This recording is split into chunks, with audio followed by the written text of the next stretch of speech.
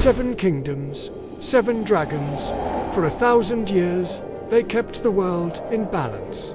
Fire, ice, storm, shadow, earth, light, and wind, each dragon bound to its kingdom. Each kingdom protected, each king powerful. But one night, the first dragon screamed, and then it never breathed again.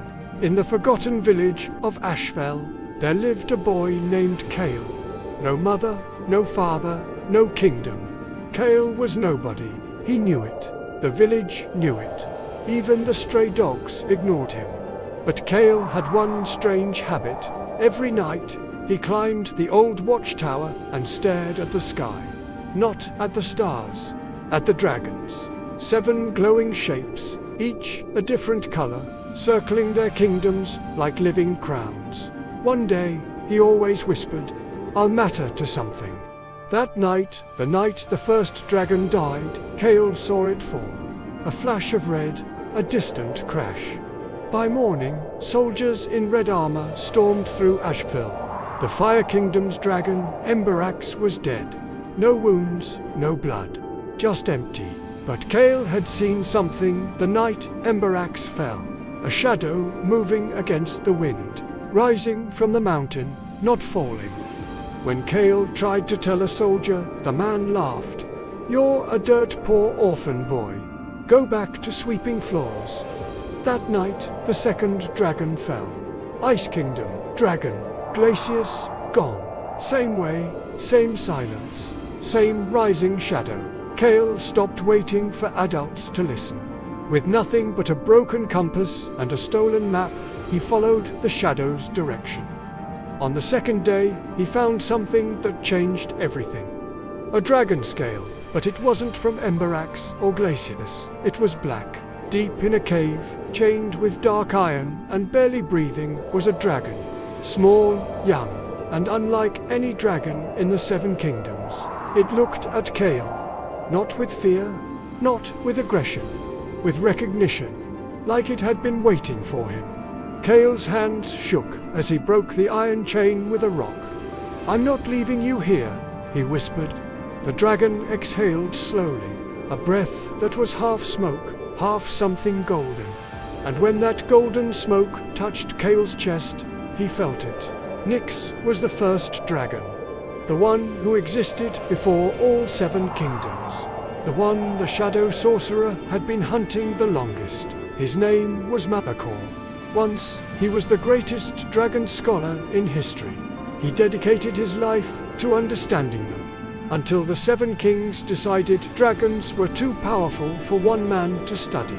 They burned his library, took his research, exiled him. By stealing each dragon's life force, he was building something the world had never seen. 7 dragons reborn as one undead army. "The boy found my prisoner," Malakor said quietly, watching through a shadow orb. He smiled. "Good. Bring them both to me."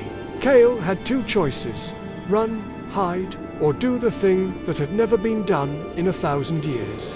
Unite them. What followed was the most dangerous 2 days of Kael's life.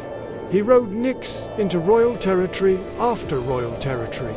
The Light Kingdom's prince was only 12 years old, and he believed Kael immediately became his first ally. Malakor came at dawn. 5 undead dragons moved across the sky like a storm that hated life. The 5 remaining kingdom dragons fought bravely. They lost. One by one, they were overwhelmed. Malakor stood on the back of his lead undead dragon, laughing. 7 kings couldn't stop me. What will one orphan boy do? Kael looked at Nyx, and Nyx looked back. That golden door inside Kael blew wide open. Nyx didn't just breathe fire, he breathed origin fire.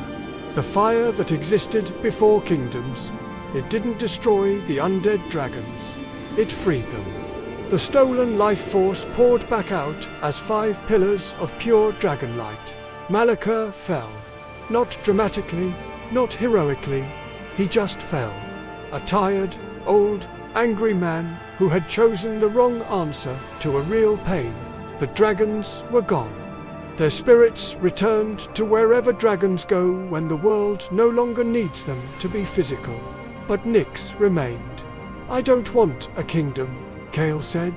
"I want a world where the next orphan kid in Ashvale doesn't have to save it alone." He climbed onto Nyx and they flew. Not toward any kingdom, just forward. But every once in a while, nothing chooses everything. And the world remembers why dragons existed in the first place.